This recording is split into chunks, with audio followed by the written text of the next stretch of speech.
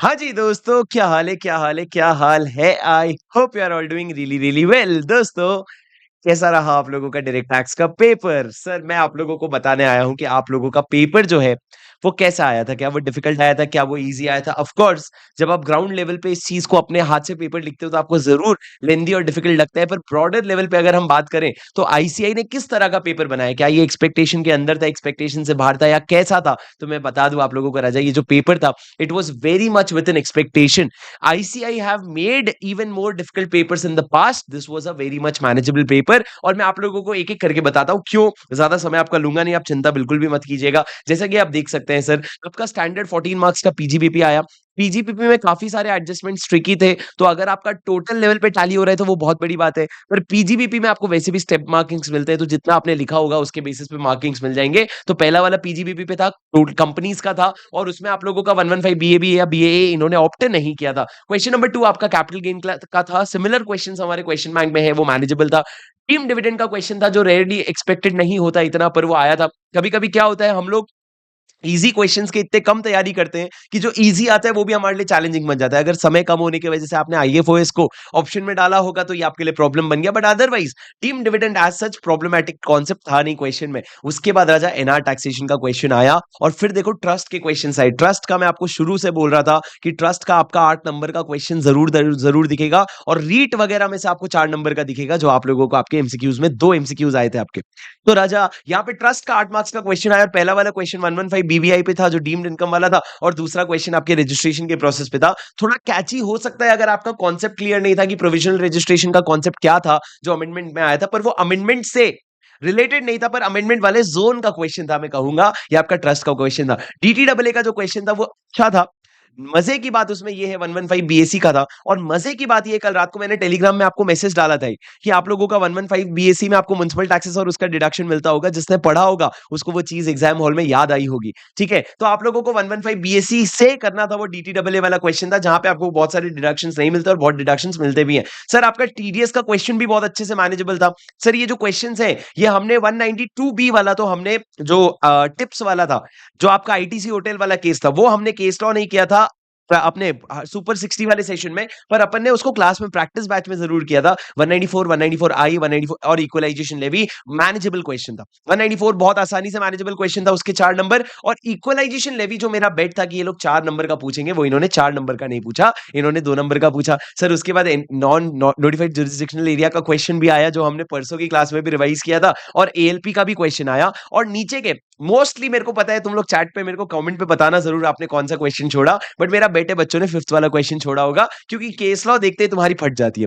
ठीक है, तो केस लॉज हो गए और वो क्वेश्चंस देख करके, ठीक है, 5th वाला ऑप्शन में छोड़ना बनता भी था, क्योंकि सर थियरी है। उससे अच्छा देखो 6th क्वेश्चन में इन्होंने टैक्स ऑडिट का क्वेश्चन पूछा। अच्छी बात ये थी कि टैक्स ऑडिट का क्वेश्चन इन्होंने आईसीआई मॉड्यूल का उठा करके पूछा, तो प्रैक्टिस बैच में हमने जो क्वेश्चन किया था वही क्वेश्चन इन्होंने पूछा है।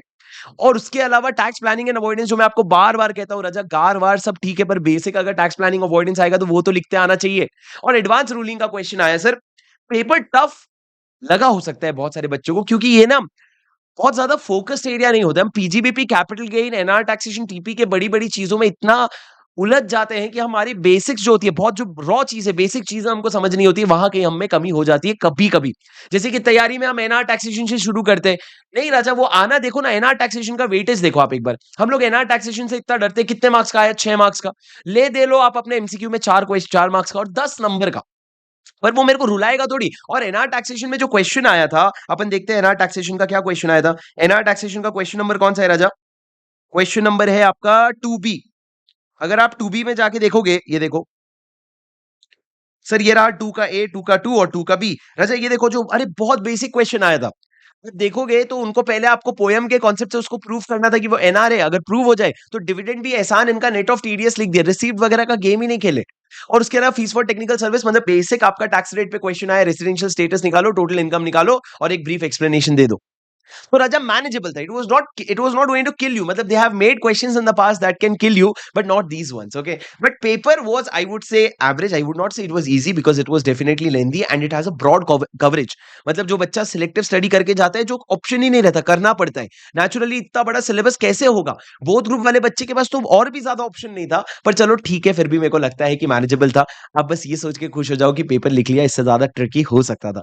ठीक है, अगर आप लोग कोई भी प्रैक्टिस बैच का बच्चा हो, 130 आवर्स का बच्चा हो, आप लोगों ने लास्ट तक मेरे साथ रहे, तो जरूर मेरे को बताना, कमेंट पे बता के जाना राजा, कंटेंट आपके लिए हेल्पफुल था क्या? Because I had been waiting for this day before I could ask for your feedback, right? And I feel that now is the time when I can ask for your feedback, because I feel that I have done so much that जो भी बच्चा मेरे साथ शुरू से जुड़ा था, मैं पक्की बात कह सकता हूँ कि वो ये पेपर में पास है. अगर आपने मेरा 130 आवर्स का बैच या प्रैक्टिस बैच भी लिया हो, मेरे साथ रिवीजन भी ढंग से किया हो, और पिछले बार का जो मैंने 2 दिन पहले सेशन दिया था वो, और जो मैंने टेलीग्राम पे अपडेट्स दिए वो सब अगर आपने देखा, तो it was a very very manageable paper. और मैं आपको बार बार कहता हूँ, मार्क्स 1 लाख के हैं, आना 100 मार्क्स है. सिलेबस 1 लाख का है, आना 100 मार्क्स है, तो आप आराम से मैनेज कर लोगे, और ये इसका एविडेंस है. ये लिंक आपको अगर चाहिए तो नीचे डिस्क्रिप्शन में मिल जाएगा, आप जरूर ले लीजिए. जाते जाते आप लोगों को स्टूडेंट का फीडबैक बता दूं, स्टूडेंट का पोल का रिजल्ट क्या रहा. हाँ जी सर, अभी तक का पोल का रिजल्ट अगर मैं आपसे कहूँ, और अगर मैं कहूँ डीटी पेपर कैसा था, तो मैनेजेबल कह रहे हैं 36%. आप ऊपर का 3 देखो, नीचे वाला लास्ट वाला छोड़ दो. अगर मैं पूछूं पेपर लेंदी था क्या, तो वो कहते हैं कि मैनेजेबल से ऊपर था, मतलब अबव एवरेज था, मतलब काफी लेंदी था, ये मान सकते हैं हम.